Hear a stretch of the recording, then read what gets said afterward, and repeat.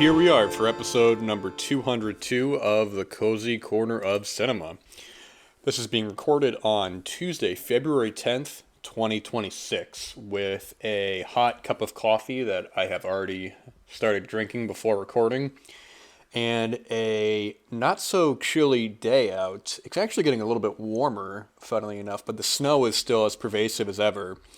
Although, as mountainous and as daunting as it all seems, there are patches on the ground with the grass coming through. So it's a good sign.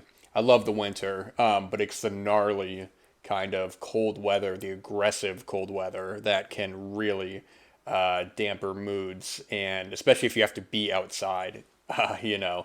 Um, those are the opportunities to stay inside if you're able to, if you're not required somewhere to really take advantage of the opportunity given to you.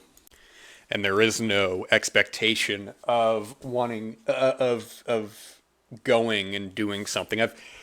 I have no interest in going, and I hate the term killing time because there's so much to do. Every day there's so much to do. When I wake up in the morning, I have my own responsibilities. Here I have artistic responsibilities to myself. Films must be watched. Reading and writing must be accomplished. I think that if a day goes by and all three haven't been done, then that is a day that was not completely successful artistically. Some circumstances allow more freedom and allow more opportunity for some of the above. And at a certain point, there is biting the bullet and realizing that there are just some days when these tasks it is just not going to happen, and that's okay. Some people have their own, I would say, rituals. They have their own ideas and routines about how they go about, perhaps a guitarist, somebody who wants to learn guitar, maybe they play every single day, or maybe they play every 2 days, but those 2 days are really progressive. It's not casual. It's taking that day to either sit with whatever you're learning or whatever you're playing, or even physically if you're trying to build up a certain callus in your fingers. Because when you first play an instrument like a guitar, you have that period of just the calluses on your fingers having to be built, I should say. But people have their own ways of going about it, whatever works for them, and I know what works for me, But in this winter season, with the sun going down earlier, it getting darker earlier, it's just prime time. I tell you, at the end of the night, when it's chilly, and reading and writing has been accomplished and films to be watched, you get on that couch and you get a hot beverage, or you get under a blanket or anything like that, and you just settle in with a film. I tell you, man, it's like, boy oh boy, it really really makes you appreciate this time of the year, and it really makes you not want to rush to get to, I want a warmer day, I want a hotter day, and then when that comes, it's like, oh, I want a cooler day, it's so hot, it's so abrasive. As I said before, it's about just being aware of, not just rushing everything, not just trying to get through something. If you're driving somewhere, it's not just like, oh man, I wish I was just there already. Or if you're reading, like I mentioned before, if you're reading a book, it's like, oh man, I just want to get this book over with. Even if it's something where it's like, yeah, I'm enjoying this book, but I'm just trying to finish it, or if you're late for work and it's like, okay, I understand in that regard. Different contexts call for different, what's the word I'm looking for? It calls for different expectations, if you will. I've been guilty of that as well, where I've been in the throes of finishing this project for months now, and I'm just like, I keep saying, I just want to get through with it. I just want to get through with it. But then I'm like, man, you know, if you're just trying to get through with it, if you're just trying to rush to a conclusion, then it's going to be half-assed.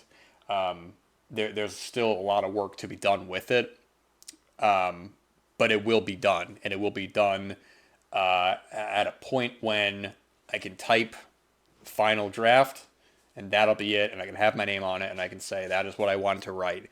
And if I don't want to write it, if I didn't feel about it, then you might as well have just thrown it in the trash. That's kind of how I see it. So, but that applies to you as well. Whatever you're working on, whatever you're doing. I know I kind of spiral off into a different sort of conversation there, or a different sort of monologuing there. But you get what I mean. Anyways, with that said, I appreciate if you guys listened to a couple episodes ago, they're talking about the Best Picture nominations with my girlfriend. That whenever I'm in conversation with somebody else or with a group of people, I'm far more willing to be a bit more what's the word I'm looking for? A bit more conversational in a way to kind of move it forward. I think with the format of doing an episode by myself, I would like to not rush it. I'd like to collect my thoughts the best I can without having to repeatedly pause it. Whereas if I'm talking to somebody or if I'm trying to get it going, I have a lot of points I'm trying to get through. I'm also trying to keep it going back and forth. And I think with that conversation, there were times when I was just so there was just a million thoughts about these films racing through my head, that I kind of lacked that conversational part. But I hope you guys enjoyed listening to it as well.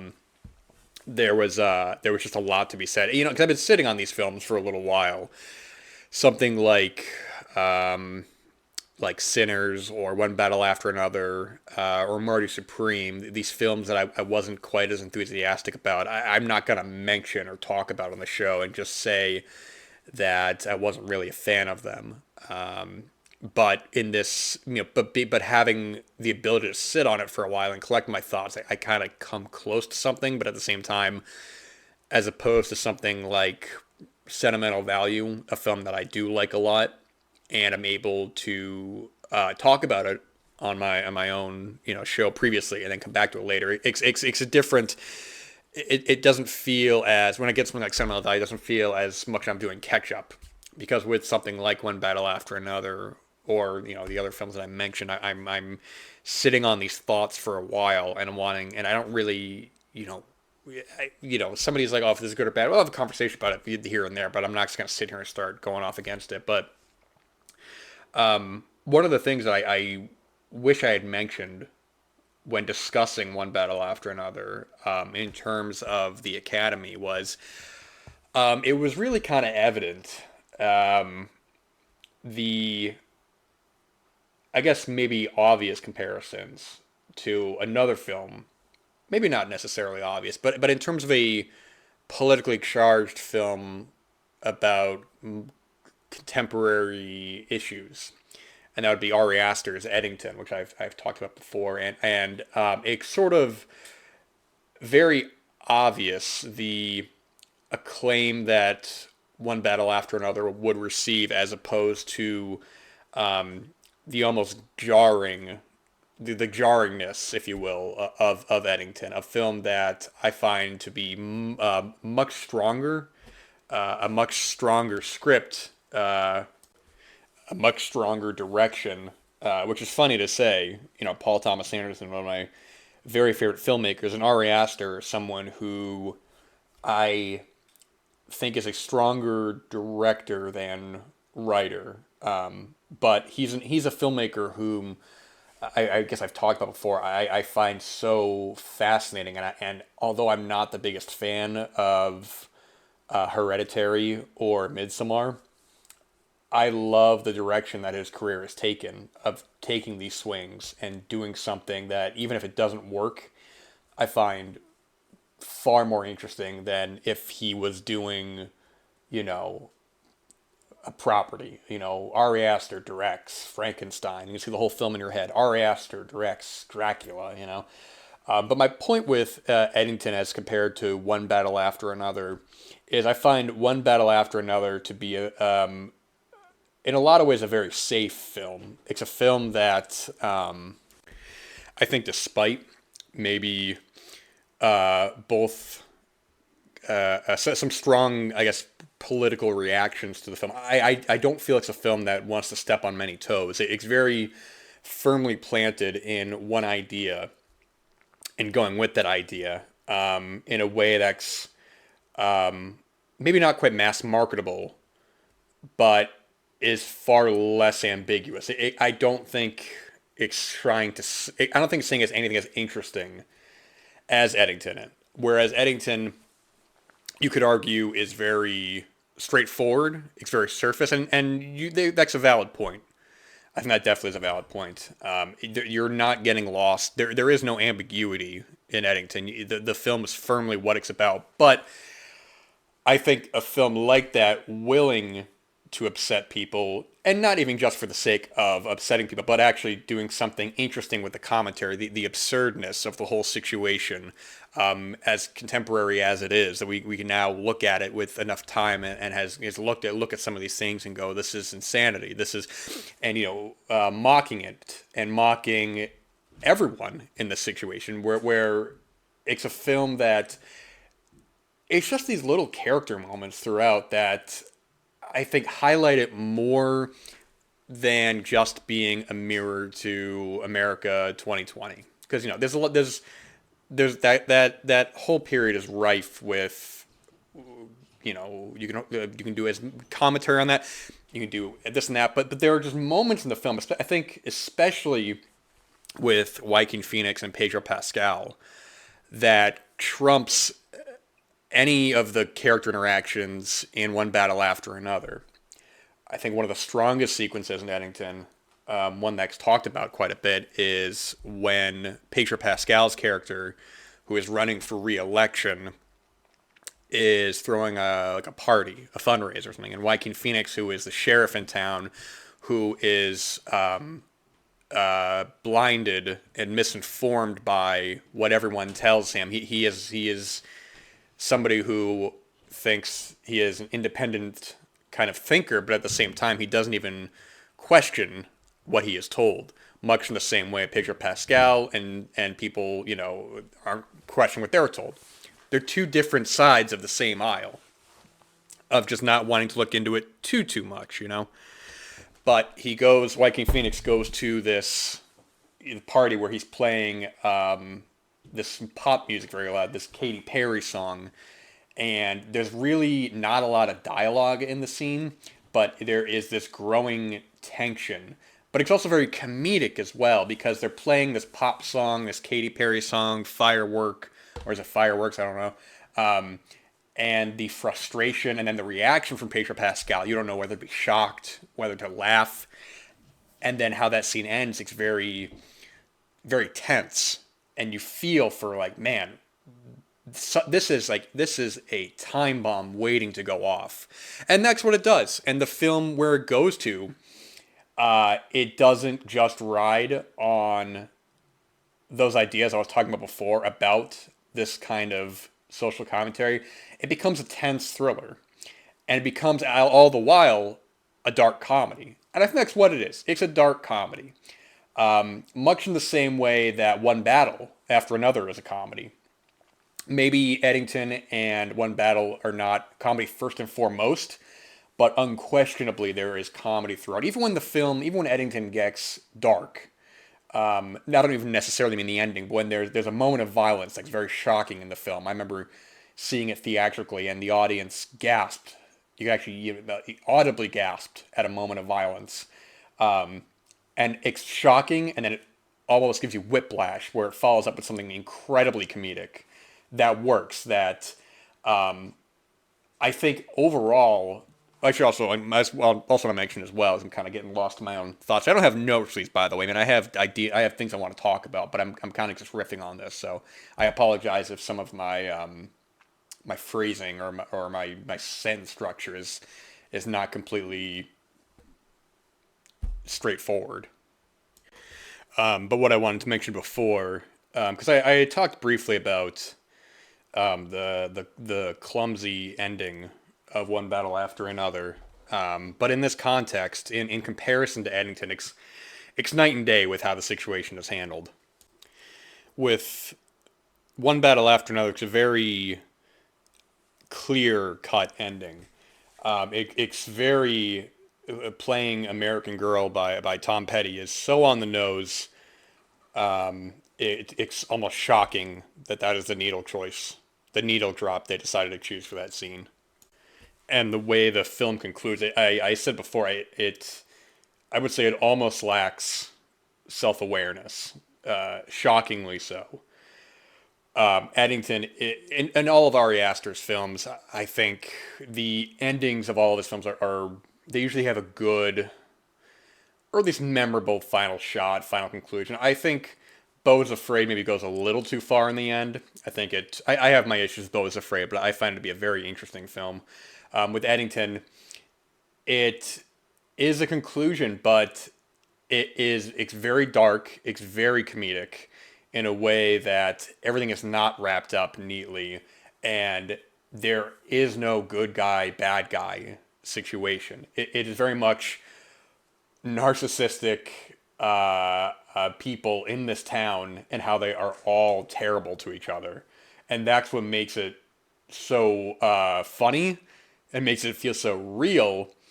And the ending is just it's just the cherry on top. The film, I don't obviously want to say what the ending is, but I just thought it is handled so much stronger, and it kind of encapsulates really just a great film, a great wrap up to a great film in a way that I just think that in terms of these two films in 2025, I never would have thought I would say that a filmmaker whom I'm not as interested in, well, I guess maybe more so before Beau is Afraid, compared to I think one of the greats is shocking, but interesting. Sort of the contrast between that, with One Battle After Another receiving I don't know how many nominations, and Eddington receiving nothing. It's very telling. I think it's very, look, you like one film, you don't like the other film. That's fine. You could say I'm completely wrong about Eddington. That's completely your prerogative. It's just I find Eddington to be a film I've thought of a lot more and have not just because I liked him more. I mean that goes without saying. But it's one that, despite my problems with the film, and I've mentioned my problems before, I think a problem that I have with all of Ari Aster's films is his pacing, yes, but I think his bloated run times are something that are noticeable, especially in Beau is Afraid, which I feel at times goes from engaging to sluggish, almost consistently. And Eddington has that a bit as well. I think definitely the second half is a little at times it is bloated a bit. It feels like a part of something bigger, especially with the Emma Stone and Austin Butler characters, who are treated not necessarily as an afterthought, but are treated as background characters when there's a lot to extract from them. Austin Butler being this online kind of, I don't even know what he is really, like this fake kind of healer person where he's this kind of cult leader. You kind of got to you think about it. I'd be curious to know if there was a bigger plot point with those characters. I don't know. I haven't. I mean, I have the Blu-ray of it, but I don't know if there's any deleted scenes or anything like that. I'd be curious if that was cut out of a bigger story, because the film is already 2.5 hours as is, and it's almost like you kind of need these characters for part of the conclusion, so you can't completely cut them out. Otherwise, you would be left with a question about one of the characters. But Austin Butler also did appear in another film that was released around the same time. Actually, no, it wasn't. I think Caught Stealing was what? August, September? I think Eddington was June. Unless I'm assuming they were filming around the same time. So maybe it was a situation where we have this plot point that we have this actor and we have him for X amount of days or X amount of time, whatever. I don't know. It's all speculation. I haven't looked up anything about it. That was just the one of the things that I noticed that felt like it was taken from a whole bigger thing. But as it is, it's a quality film. And it's one that I just have found much more interesting. And that's not to disparage or put down one battle after another. It was merely just something that came to mind, where I thought, yeah, I should have talked about this on the Best Picture nominees episode. But there it is. It's a quality film. I think I've said what I needed to on that. Anyways, moving on from there, let's talk about Brian De Palma. I recently watched Casualties of War, 1989, on the heels of a lot of 80s Vietnam films. I think Platoon, of course, comes to mind.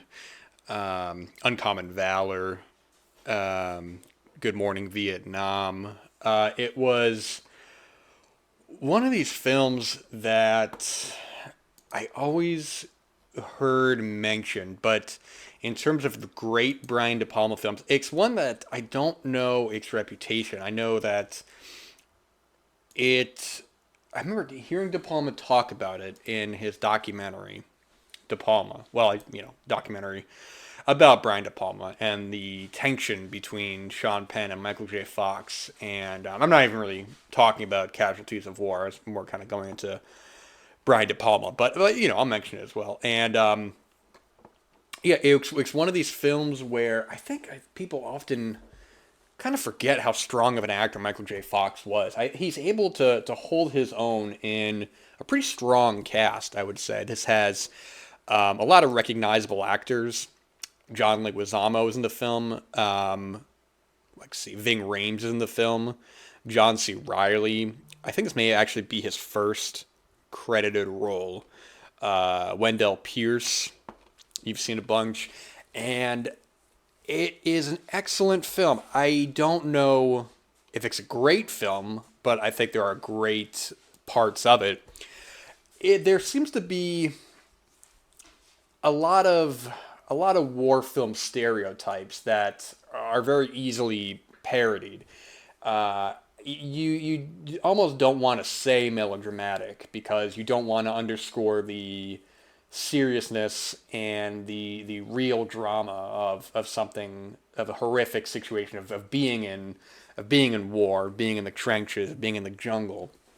But there are a couple moments in this that I thought, if De Palma just kind of skewered away from that and just had it be more about this troop, then I think you would really be able to just rise above, a lot of the competition. Because essentially we have Michael J. Fox, who's part of this squad led by Sean Penn.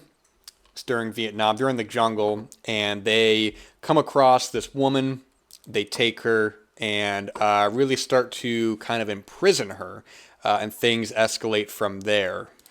On Penn's character, I should also say this was, I don't know if it was inspired or it was based on a true story, based on an article that was published about what was going on with, and I don't want to give the whole thing away. We have the woman played by Tu Lee. This is her only credited film.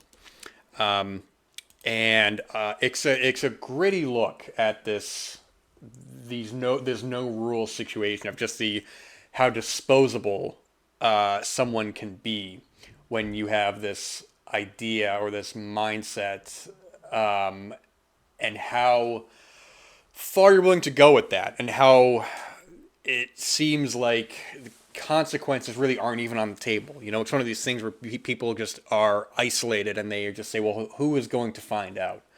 It's not, I always think of the quote from Training Day, it's not what you know, it's what you can prove.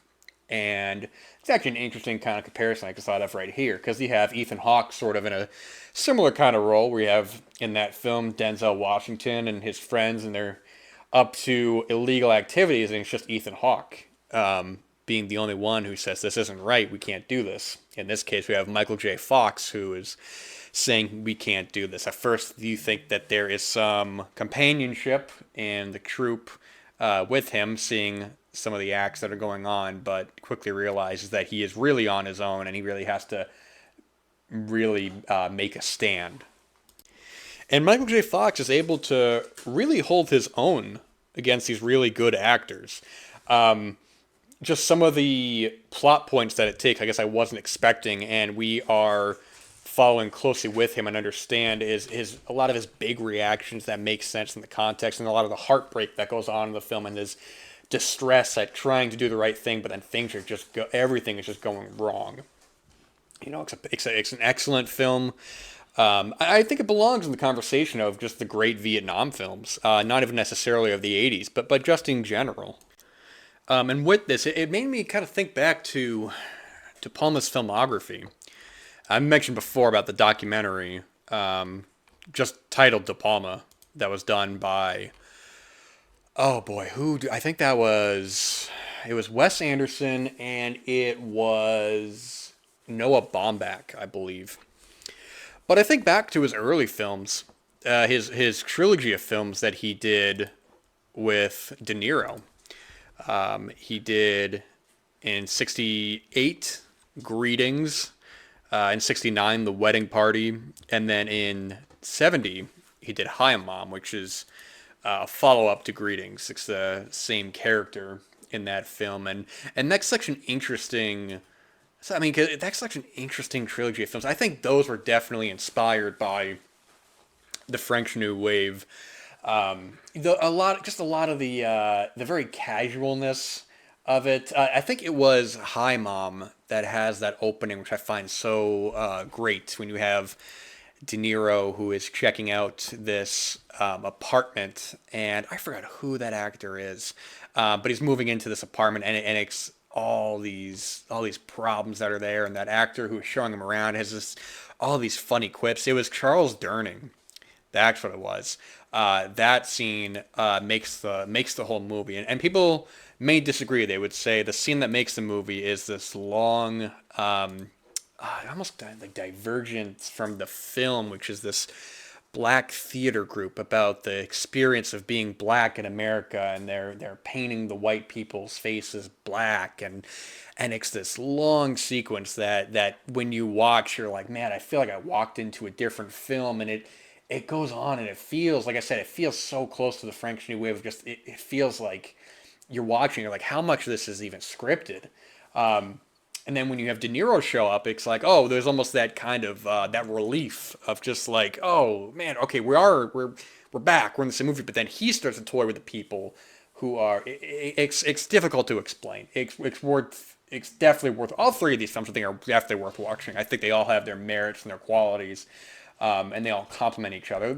I mean, Greetings and Hi Mom complement each other more so than The Wedding Party, but The Wedding Party is, I think, an excellent film as well. Although I've seen it once, maybe I shouldn't call it excellent because I may feel differently on another viewing. But I remember just some moments in that I was surprised at how much I was getting out of it. This one sequence in particular where you have the main actor in that, and he's in this room with all these pillows with his bride, or perhaps his bride to be. I don't exactly remember. And it's just a very well done, very cozy scene. But anyways, going off here. Keep an eye on those films, man. They're good. They're good stuff. But that's gonna do it for this episode, guys. So I appreciate you guys listening. I appreciate a lot of things. I appreciate the weather outside not being too bad. I appreciate the cats that are driving me crazy, but now they're cleaning themselves. So I appreciate that they've calmed down, and I appreciate this cup of coffee that I'm going to finish off here. So thank you guys so much for listening, and until